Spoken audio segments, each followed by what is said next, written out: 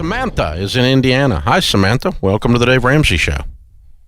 Hi, guys. Thank you so much for taking this call. Sure. What's up? My question is this. My husband and I are on baby step 2, and our remaining debt is student loans.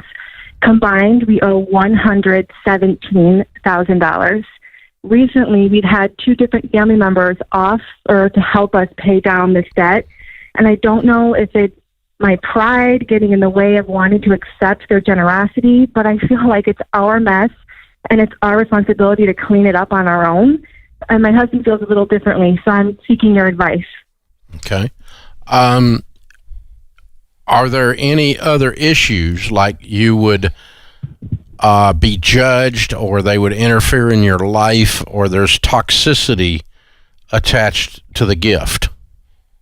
Not at all, no. We are very blessed with our family, and they're coming from a place of love. And they have the money. It doesn't leave them in any damage.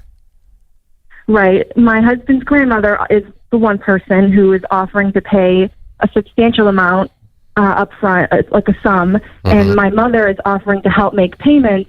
Now, I know my mother, while she has a very high income, I know she has debts of her own, and I want to see her complete her financial plan, and it feels almost selfish to take money when I know that she's got a few lingering debts of her own. Yeah, she needs to clean up her mess. She doesn't need to be giving you money. I agree. Yeah. And Samantha, how did you say your husband feels about this?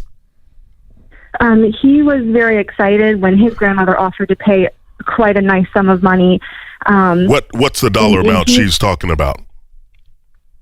She will pay off his balance, and his balance is $17,000. So she would wipe his away. When I mentioned that my mom would be offering to help, I mean, he was like open, like, that's great. That'll help us knock this debt down. You know, because our plans are to go forward and pay down this debt and get our first home and progress, you know. Yeah. So he's on board, but I feel like I've made such a huge mess, and I've been complimented by my family on how much maturity I've gained through the program financially. And I feel like by accepting money, it'll like take some of that. No, I think if the people if the people are in condition to give the money if they're in the right place, now your mother is not. She does not need to be giving you money. Okay. She has an income, but she's broke. So she doesn't need to be giving you money. So, so the people are in a good place, and there's no toxicity, meaning they're not going to come over and say and feel like they can tell you what color to paint your bedroom after they gave you some money or something. You know, there's no control issues attached to the money, and I'm sure with grandmother there's not. So grandmother's offering $17,000 as a gift. Do we have any idea how much money grandmother might have? $1 million, $10 million, or $18,000? Oh, it's so hard to say, but my husband has kind of indicated that he thinks that she is a millionaire. Okay, so $17,000 is no stretch. That's what it seems. Yeah. Yeah, and if we're not leaving her her harmed, and she's not going to interfere, then I think it's a wonderful gift from her, and I would accept that gift and say thank you. Okay, thank you. Great, thank you so much. And I would not accept it from your mom because your mom's broke. Yeah, that's right. And Dave, you're absolutely right about the toxic thing. Because, see, if someone's giving you something that's got some strings attached to it, that's not a gift. That's called a loan. Because at some point, they're going to pull on that thing back. It's called a lure attached to a fishing pole. That's exactly right. They're going to pull it back. And so the spirit needs to be the right way. And Dave, I agree with you. I think that's so important. Because what you don't want to do is block someone's blessing if they're trying to be kind and generous to you. Now, if they tell you on the front end, here's the terms of the gift, and that's all there is, it's not going to be ongoing, then you can accept those terms, right? Then that's okay, you know. And so if it's something weird, you would say no. But you know, for instance, I know a friend of mine gave his kids enough to pay off their home under the condition they promised to never borrow again. Now that's a good. Absolutely, yeah. But he doesn't go over there and go, now, let me see your wallet. Let's see if you got a credit card. Right. He doesn't do that. But they know, and they're honorable, his kids are, that they're not going to drive up in a car with a car payment after he gave him the money to pay off the house. That's right. Because that was the condition of the gift, because he's trying to break the chain on his family tree. He's trying to say no more. It ends here.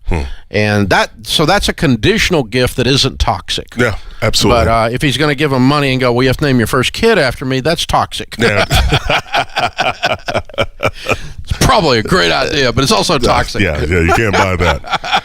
Well, what's funny is I worked with a lady years ago. Her and her husband had built a net worth of $3 to $5 million, and one of the conditions in the trust is that her 3 sons have to go through Financial Peace University every other year. Whoa. If not, they forfeit the money that year to a charity. Whoa. And it is in stone. She goes, they're not going to fritter this away.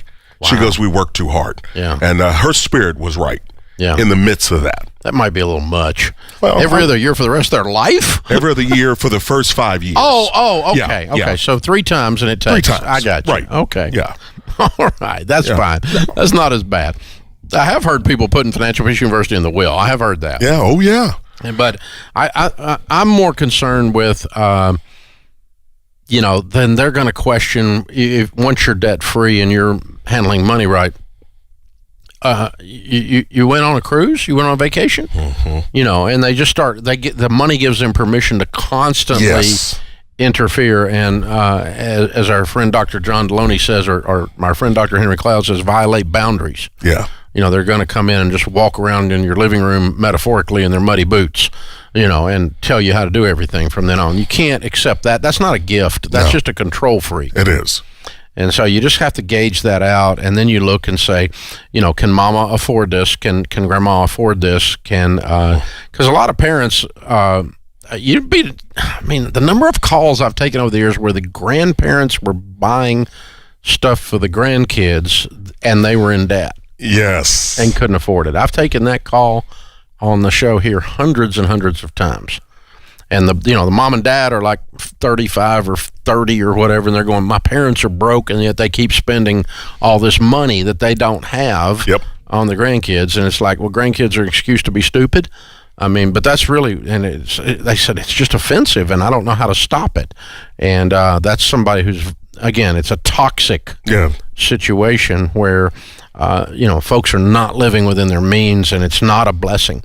But if you've built up money, and you've changed your family tree, and you're like Granny there, you're an everyday millionaire, and you want to reach over and help your grandson pay off $17,000, that's a wonderful thing. Yeah, it is. It's a wonderful thing. It really and truly is. Yeah.